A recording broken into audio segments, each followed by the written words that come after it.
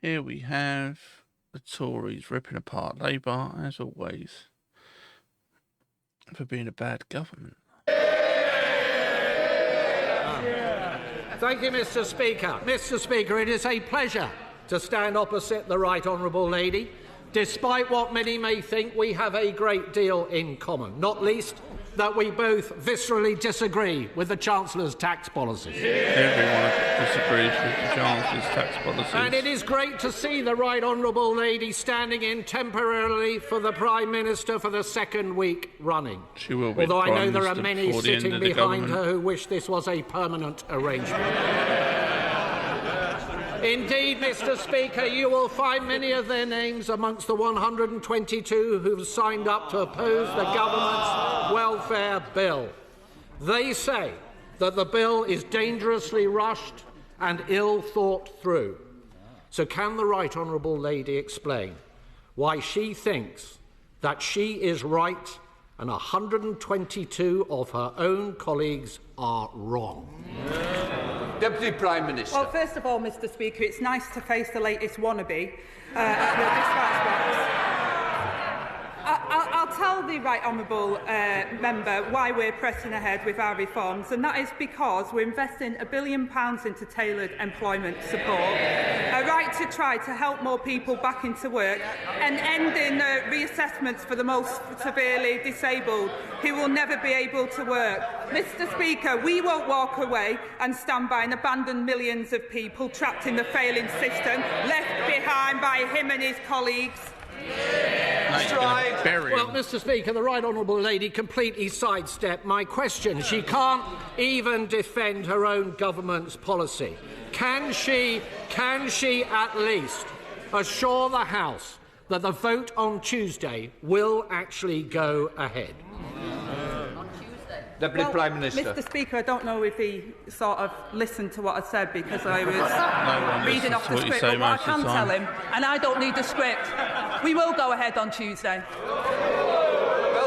And they've got 105 MPs that are going to rebel, and they're going to get the Tories to help them get past the post, because they are the Tories. Labour are now the Tory party. Right, well, there you have it, Mr. Speaker. There will be a vote in this House on Tuesday on the welfare bill, although many on the backbenches could be forgiven for thinking they've heard this before with the winter fuel payment, where they were marched up the hill, and we all know where that story ended. But, Mr. Speaker, on this side of the House, we are absolutely clear. We will help her to get their bill through if they can commit to actually reducing the welfare bill and getting people off benefits and into work. Can the Right Honourable Lady make that commitment right now? Yes or no? Well, if ever we needed a reminder of the party opposite having no shames, it's their demands for this bill, Mr. Speaker.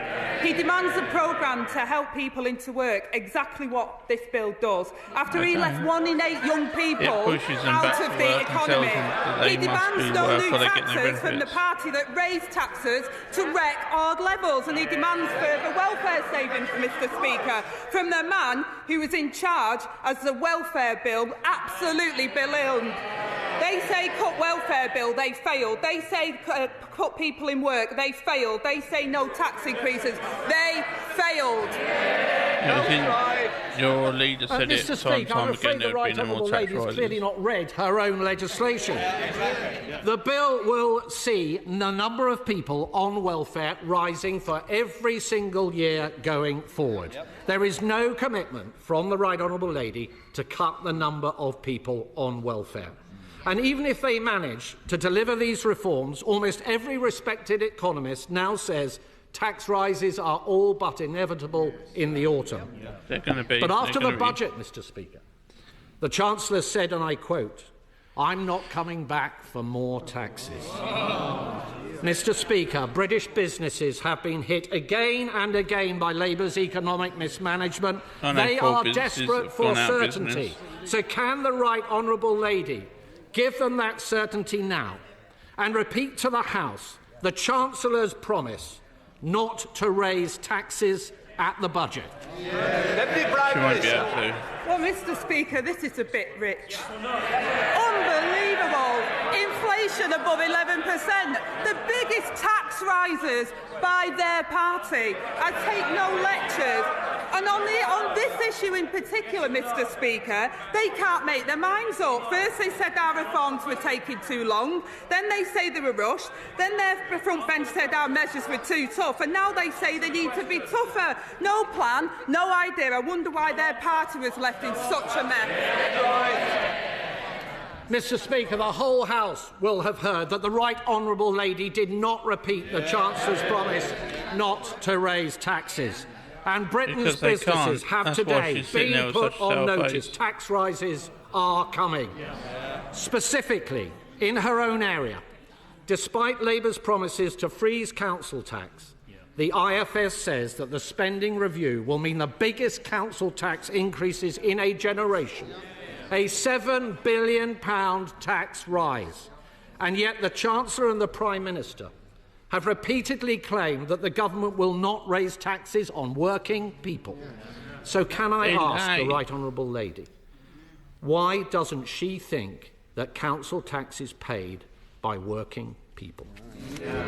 Deputy Prime Minister. Again, Mr Speaker, I think they've got an absolute nerve when council tax rose every single year under their government. In fact, Mr Speaker, I had to turn down the Tories on the LJ who wanted me to take away the precept to make sure that they could raise taxes above the 5%.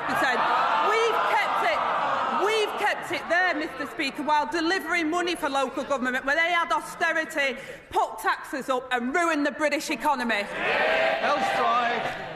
Well, Mr Speaker, when you cut out the blather, isn't the reality that this Labour government has condemned us to higher taxes, more debt, fewer jobs, more pain for businesses right up and down our country? Borrowing up, unemployment up, inflation up. Yet the Right Honourable Lady tells us the government's plan is working. It's not just me who isn't convinced, Mr Speaker. The people behind her are not convinced either. And neither are the public. In fact, Mr Speaker, I'm not even sure if the Right Honourable Lady herself is convinced. So can I ask her, isn't she just a little embarrassed to be defending policies she doesn't even agree with herself? And that's where it cuts off. But he never said anything was wrong. They're going to raise taxes and they're going to keep pushing people into poverty.